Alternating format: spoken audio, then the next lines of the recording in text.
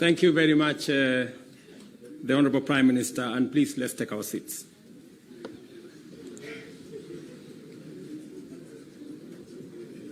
Your Excellency, Raila Amolo Odinga, Prime Minister of Kenya and party leader of my former party.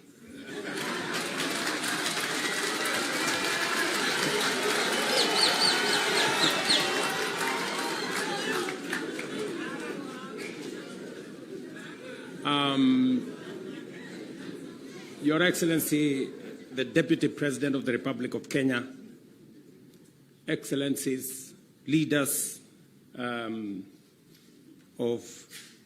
both UDA and ODM, distinguished ladies and gentlemen, good afternoon.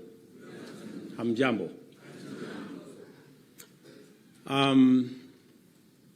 I want to associate myself with the comments that have already been made by my elder brother, Raila Odinga, on the journey that we have come as our two political formations. When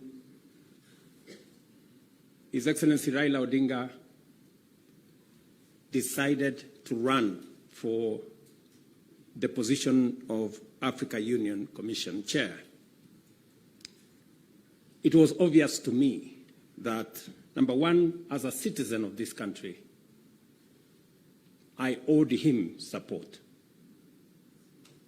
And it was also clear to me that knowing him as a Pan-Africanist, as a leader with experience, and that he had immense understanding of issues Africa, he qualified for not just my support, but that of the government of Kenya.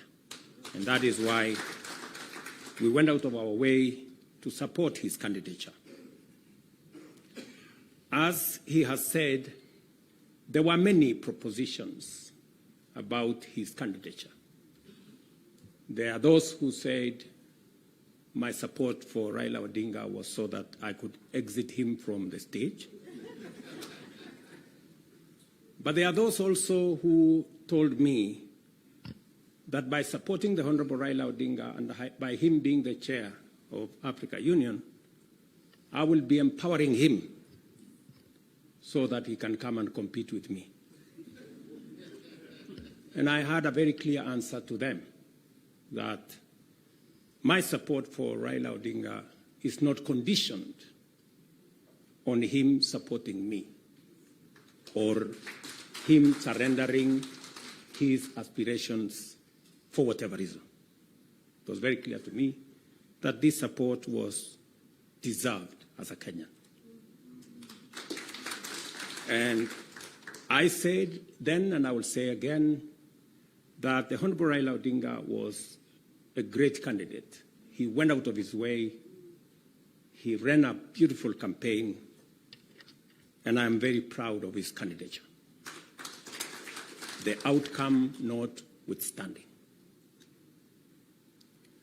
And when he came back, we have been working together in the broad-based arrangement that we have that is inspired not by what is in it for me or him, but how we can close ranks and deal with the issues that affect the people of Kenya.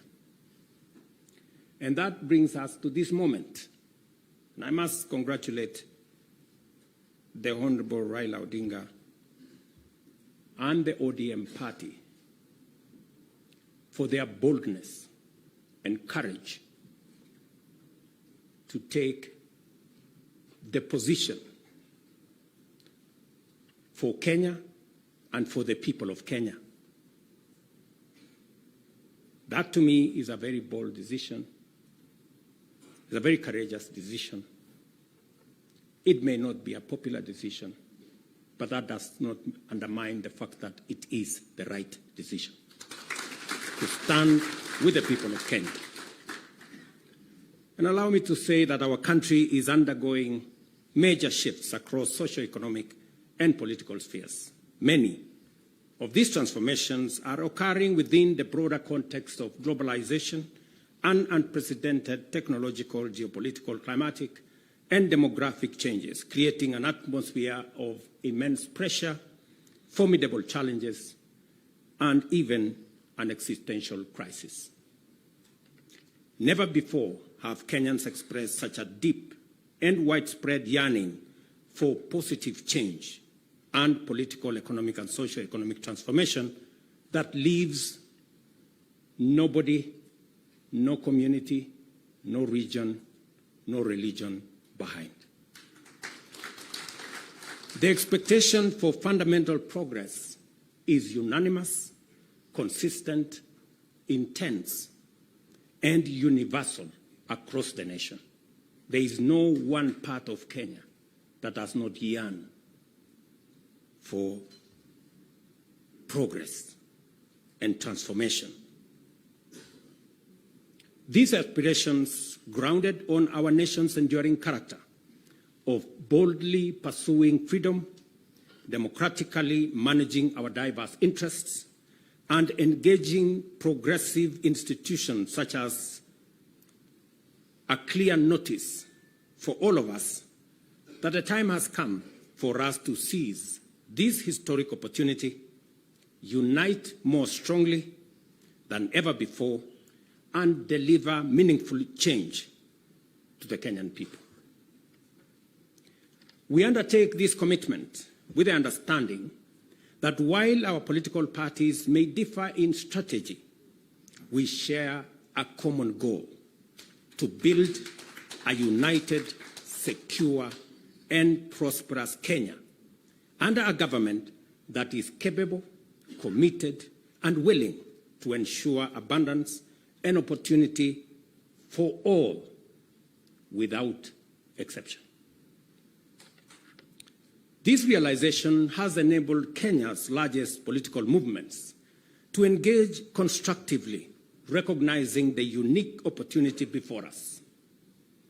As leaders and as a generation of citizens, we must embark on a bold and radical path of national transformation, confronting and resolving the fundamental issues that have shaped every national crisis since independence. And we have had an able listing of what this is. This is the path towards the promised land where freedom and opportunity are guaranteed for all. We recognize that this moment is unlike any other. It is not enough to merely identify systemic and structural obstacles that have denied generations a fair chance to achieve their aspirations. More importantly, we must rise above political differences and embrace a higher vision of the Kenya we all deserve. Understanding, therefore, that jobs, wealth, enterprise opportunities, and social services must be provided within an environment that is free, open, democratic, and competitive, we move forward with a shared commitment that is not only doing the right thing for our nation, but also to ensuring they are done right. We, the leaders of UDA, Kenya Kwanza, and ODM, commit to implementing the NADCO report to address key national issues, including the cost of living, youth unemployment, and gender inclusion. We also pledge to foster inclusivity in governance and development, protect and strengthen devolution, invest in creating opportunities for the youth, uphold integrity in leadership, and safeguard the right to peaceful assembly. We will raise and manage national resources responsibly to reduce our debt burden by ensuring transparency, responsible borrowing, and an audit of past debts. To realize and to know what has been borrowed, for what purpose, and how is it going to be paid. I attempted to set up this audit. It didn't work. I am confident that under this broad formation, we will now be able to audit our debts. This moment is not about William Ruto or Raila Odinga. This agreement, this memorandum of understanding, is not about sharing positions or winning elections. It is about the people and the interests of Kenya.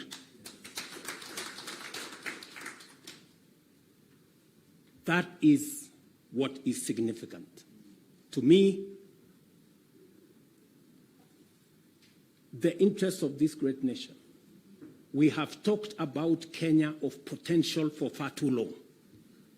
It is now time that we close ranks as leaders, because this nation can succeed. We have what it takes to be a great nation. But we haven't made the steps and the decisions that would make this nation great, because we have always been making politically correct decisions. We need to make decisions that are correct as far as the interests of the people of Kenya are concerned. I must congratulate His Excellency, the Right Honorable Prime Minister Raila Odinga, and the courage he has to make difficult decisions. Not many leaders can make the kind of decisions the Right Honorable Raila Odinga can make. Very few people can put the interests of the nation and the interests of the people above or ahead of their own personal interests. I say that without fear of any contradiction, because I know the kind of difficulty my elder brother has got to go through in getting us to this position. And my brother Raila Odinga, history is going to charge you fairly for what you have done for this nation.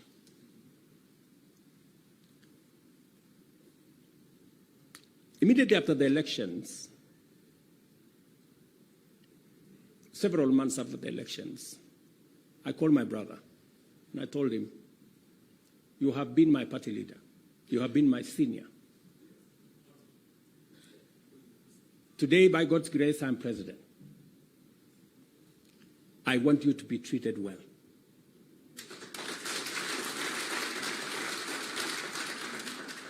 And I will do whatever it takes to make sure that you have respect in Kenya. And I am not doing this so that for any other reason that is selfish to me. I am doing this because I'm a younger person. You are an elder as far as I'm concerned, by age. And the contribution you have made to this Kenya deserves respect and deserves support. And that is the relationship I have built with the Honorable Raila Odinga. And I am very clear in my mind that going into the future, it will take more than Raila Odinga and myself. It will take every one of us to pull this country together and to achieve the things that will change Kenya for the better.